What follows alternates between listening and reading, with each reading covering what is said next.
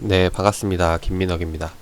자, 이번 시간에는 서우전기에 대해서 한번 좀 이야기를 드려볼 텐데, 오늘은 주가 흐름에 대한 뭐 기업 분석에 대한 부분은 아니고, 공시 하나에 대해서 좀 이야기를 드려볼까 해요.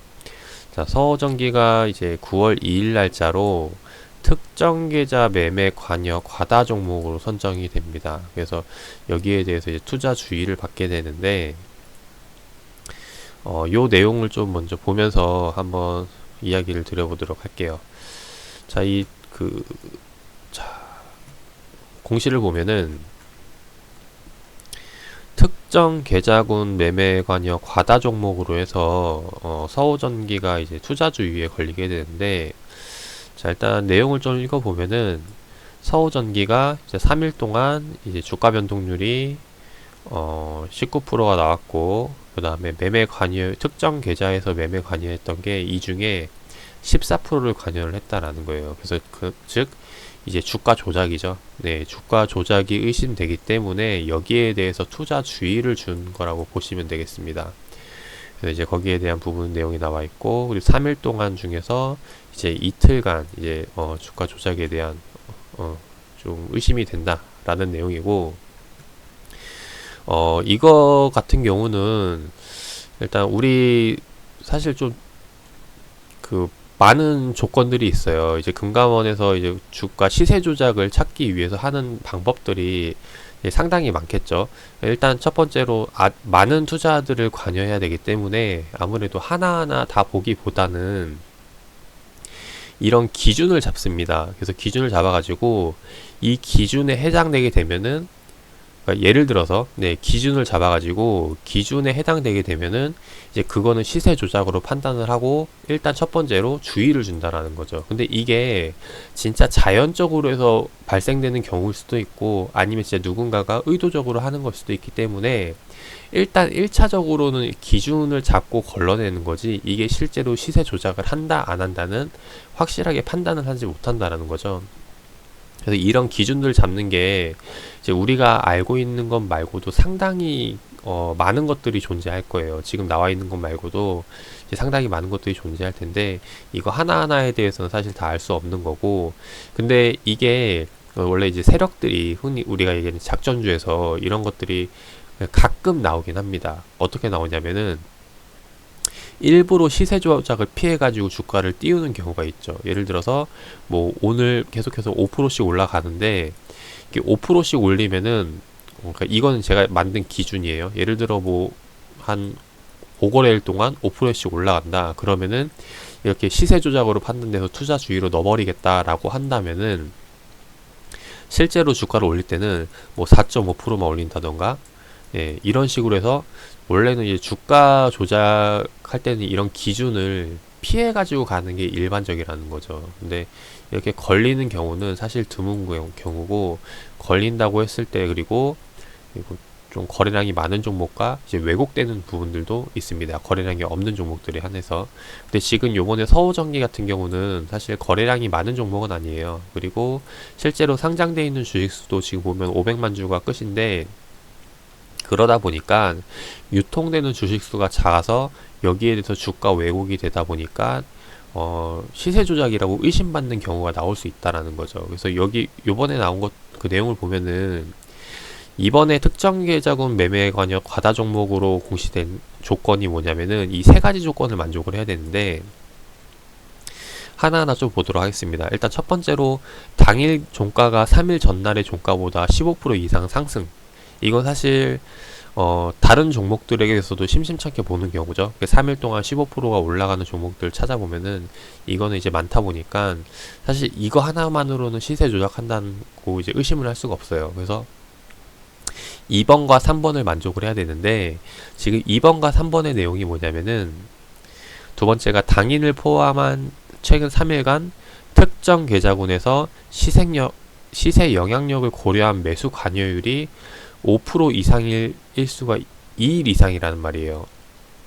그래서 이게 이제 조건이 충족이 됐다는 거고, 그 다음이 3일간 일평균 거래량이 3만 주 이상이다라는 건데, 자, 이게 이야기했듯이 제가 거래량이 적은 종목들에게서는 이제 주가가 왜곡이 될 수 있다 보니까, 그래서 그 거래량이 적다는 기준을 얼마로 잡았냐면은 3만 주 아래를 잡은 거죠. 그래서 3만 주 위에서는 거래량이 많다라고 잡았는데 이제 요번에 서우전기가 걸렸다라는 거죠. 그래서 일단 사실 1번과 3번은 뭐 찾아본다면은 나올 수 있는 경우는 있어요. 그죠? 1번과 3번의 기준은 만족할 수 있는데, 지금 요번에 이제 특징적인 게 뭐냐면 2번의 기준이 될 텐데, 2번 기준이 뭐냐면은 특정 계좌군에서 매수 관여율이 5% 이상이라는 말이거든요. 그게 이제 3일 중에서 2일 이상이어야 된다는 거고, 그래서 이 부분을 좀 확인을 해보도록 하겠습니다. 자, 이게 나온 공시 날짜가 9월 3일 날짜인데, 9월 3일이 아니라 9월 2일 날 나왔죠. 그래서 3일 날 이제 투자 주의 종목으로 지정이 된다라는 건데, 한번 보도록 할게요. 지금 차트를 봤을 때 지금 나와 있는 그 공시가 발생된 시점이 어디냐면은 이제 이 구간이 되겠죠. 그래서 첫 번째 거래일, 두 번째 거래일, 세 번째 거래일, 이거 합쳐가지고 이제 15% 상승, 3만 주 이상 특정 계좌군의 매수가 주로 이룬다라는 내용이 포함이 되는데, 이 날짜의 수급 동향을 보면은 이제 8월 29일 날짜예요. 그래서 8월 29일 날짜의 수급 동향을 보면은 어디서 수급이 들어오기 시작하냐면은 외국인 계좌에서, 외국인 창구에서 외국인 순매수가 보입니다. 그래서 가장 많이 잡힌 부분이고, 그리고 8%, 3%, 5% 올라서 합치면은 15%가 넘죠. 예. 그래서 이날에 이제 그 시세 조작이 의심된다라는 부분인데, 그래서 수급 동향을 살펴보면은 이제 확실히 알 수 있겠죠. 이날의 수급 동향을 좀 체크를 해보도록 할게요. 그래서 좀 살펴보면은, 이렇게 해서 지금 보시면은 8월 29일 날짜로부터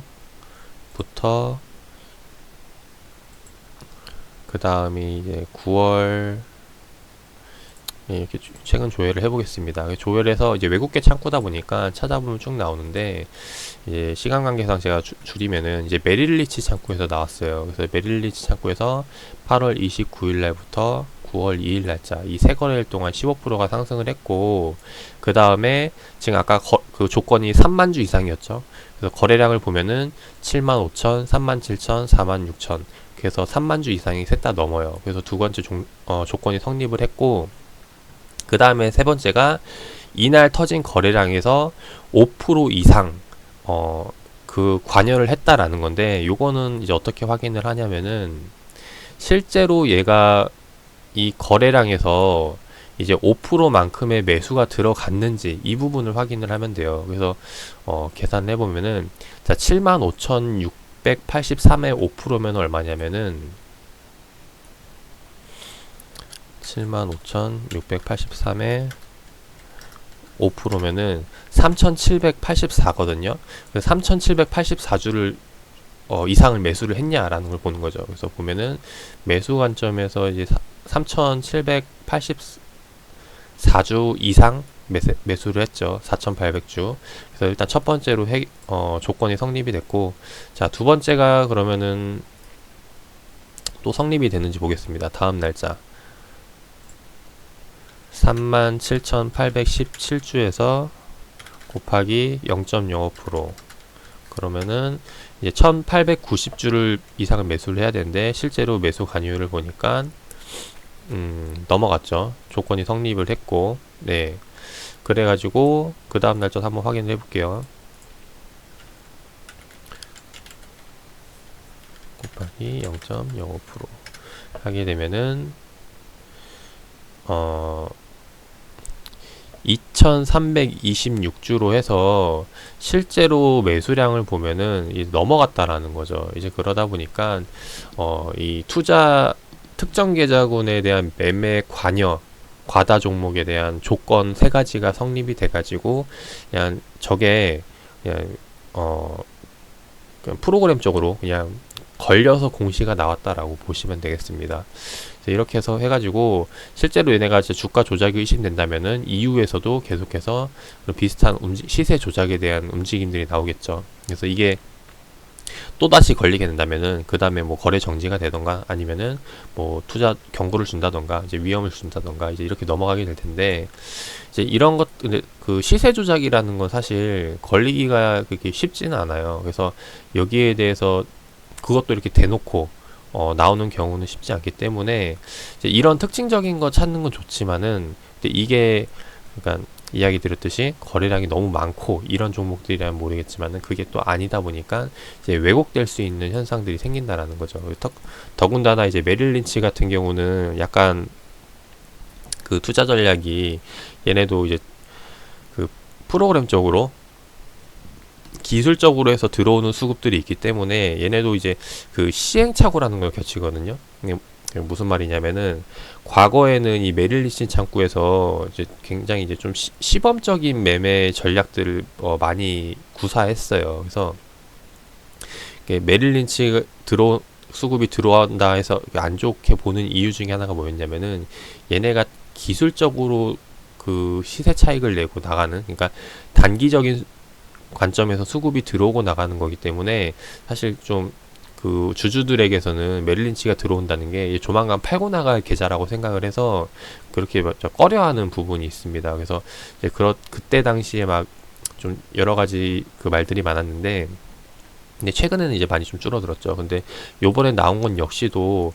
아마 뭐 좀 그런 유에서, 그러니까 서호전기가 뭐 좋아가지고 아니면은 뭐 어떤 뭐 재료를 숨기고 있어서 이 수급이 들어왔다라기보다는 특정 조건에 맞춰가지고 매수 주문이 들어갔는데 그게 좀 이게 소수 계좌였고 거기에 오버가 돼가지고 나온 게 아닐까 하는 생각입니다. 이제 그런 관점으로 개인적으로 보여지고, 뭐 결과는 뭐 사실 뭐 열어봐야 아는 거겠지만은 일단 저는 개인적으로 일단 그런 관점으로 보고 있다라는 거 좀 말씀을 드리고, 근데 만약에 지금 이 종목에 대해서 문의 주신 것처럼 실제로 얘네가 이제 어떤 의미를 부여한다면은 그 이후에 계속해서 매수세가 들어와야 되는데, 네, 실제로 지금 살펴보면은 매수세가 잡히고는 있어요. 그 잡히고 있는 시점이 언제냐면은, 얘네가 이제 메릴 린치 창구였죠. 메릴 린치 창구를 보면은 순매수가 잡히기 시작했던 때가 10월 달부터, 네,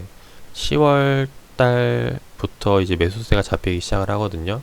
그래서 계속해서 들어오는 게 움직임이 보이는데, 이런 관점에서 봤을 때 아마 뭐 다시 한번 더 주가를 끌어올린다면은 이 메릴 린치 창구 쪽에서 좀 많은 부분 참여하는 게 아닐까 싶습니다. 그래서 뭐 근데 이런 것들은 사실 그 주식이라는 게 누군가는 사고 누군가는 팔게 돼 있거든요. 그 말은 즉 누군가는 꾸준히 사는 거고 누군가는 꾸준히 팔게 되는 경우가 많아요. 그래서 이것 하나만 가지고 의무 부여를 하기는 조금 어려운 부분이 있습니다. 근데 어려운 부분이 있지만은 어찌 됐건 간에 지금 최근 이제 10월 8일부터 봤을 때 본다면은 10월 8일부터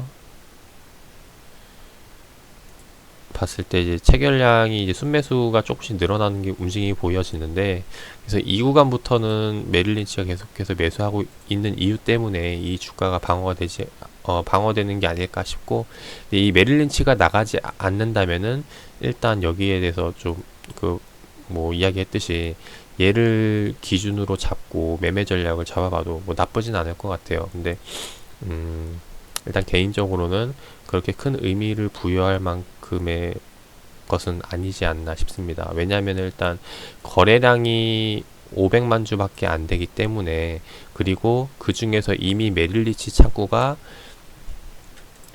다시 한번 더 정리를 해 보자면은, 한번 그냥 말 나온 김에 한번 살펴볼게요. 네. 지금 봤을 때 공시제외주주가 유통 가능수죠. 실제로 주식시장에 돌아다니는 유통 주식수인데 지금 보면은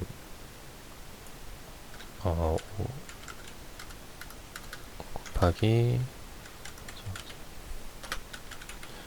하면 실제로 돌아다니는 주식수가 215만 주 정도가 돼요. 215만 주인데 최근에 지금 매수한 메릴 린치가 이제 8일부터 매수했다고 가정을 하도록 하겠습니다.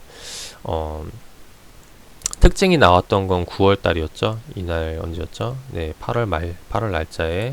자, 이날 이제 채굴량이 급증하는 모습을 보였는데, 사실 그 이후에 다시 한 번 더 좀 순매도가 나왔기 때문에 이거 그냥 퉁쳤다고 생각을 하고, 자, 10월 8일 날짜부터 순매수로 잡힌다고 가정을 했을 때, 실제로 215만 주 중에서 얼만큼의 물량을 얘네가 담아가고 있냐라는 걸 보는 거예요. 실제로 지금 유통 가능 주식수가 215만 주인데, 여기서 메릴 린치가 예를 들어서 100만 주를 갖고 있다. 그렇게 되면은 사실상 아무리 서호전기가 좋다고 하더라도 다른 세력에서, 그러니까 다른 수급 주체, 기관이라던가 아니면 다른 외인 창구라던가 돈이 좀 자금력이 있는 사람들이 여기서 그 메릴 린치보다 더 위에서 사줄 이유는 없다라는 거죠. 왜냐하면 누구 좋으라고.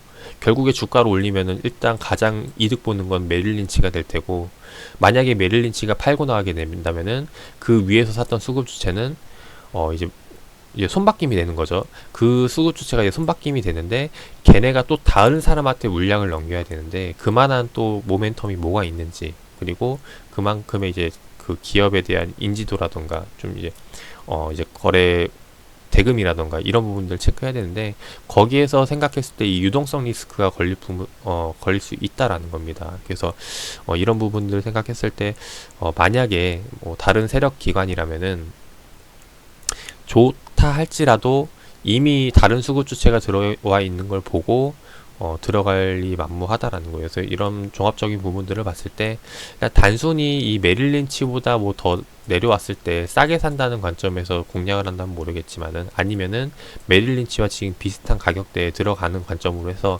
메릴 린치 창구가 계속해서 매수가 들어온다면은, 이제 매도가 나오지 않는다면은 뭐 보는 관점으로 보는 거 정도 로만 봐주시면 좋을 것 같아요. 물론 서호전기가 제가 이야기 드렸듯이 뭐 좋은 기업이다라고 말씀을 드리고, 그리고 제가 이제 매년 배당주로 공략을 했던 기업 중에 하나기도 해요. 실제로 보면은, 자, 그러고 보니까 이제 11월 달이니까 이제 배당 시즌이기도 하죠. 네, 배당 시즌이라서 들어오는 건지 정확히 모르겠지만은, 얘네 서호전기가 매출이 늘어나면서 보면은 매출이 늘어나는데, 그 늘어난 만큼 배당도 많이 줘요. 실제로 지금 보시면 DPS 배당이 계속해서 늘어나죠. 그리고 2018년도에 실적이 줄어들어 가지고 배당도 줄어든 모습이고, 그러다 보니까 배당률이 지금 보면은 6%대면은 상당히 많이 주는 거거든요. 우리나라 기업 중에서 6%면 상당히 많이 준다는 거죠. 그리고 이번 분기별 매출을 보니까 이제 100억, 200억, 그리고 봤을 때 이번 3분기가 실적 발표 나왔는지 모르겠지만, 아무튼 전년보다는 더 매출이 많이 나온 거다라고 생각이 됩니다. 그 말은 즉 전년 배당보다는 더 많이 줄 거고, 그럼 거기에 대해서 기대를 할 수 있는 부분이다라는 거죠. 다만 여기 전제 조건이 붙으려면은 주가가 빠지지 않는다고 이 전제 조건 하에 이제 배당에 대한 수익을 챙길 수 있을 텐데, 제가 이제 매년 이제 공략했던 시점을 보면은 지금 이 노란색 동그라미 친 데가 이제 배당 줄 때 주가거든요. 지금 배당 줄 때 주가를 보면은 14,000원 아래에서 놀고 있었다는 거죠. 그리고 2019년도 때 마찬가지로 이제 만원, 11,000원대였었는데, 요번에 배당 주는 그 가격대를 보면은 지금 2만원대에 들어간다? 사실 이거는 6% 보고 들어갔다가 여기에 대한 리스크를 안고 가는 게 아닐까 싶습니다. 뭐 물론 서호전기가 향후 계속해서 실적이 증가하는 그런 긍정적인 부분을 가지고 있다면 모르겠지만, 일단 여기에 대해서 긍정적인 부분도 가지고 있어요. 근데 뭐 이거는 지금 여기서 추가적으로 더 말씀을 드릴 건 아닌 것 같고, 아무튼 이런 관점에서 봤을 때 참고해서 매매해 보시면 어떨까 합니다. 네, 제 의견 드려봤고 투자에 참고하셔가지고 좋은 결과 나오시길 바라겠습니다.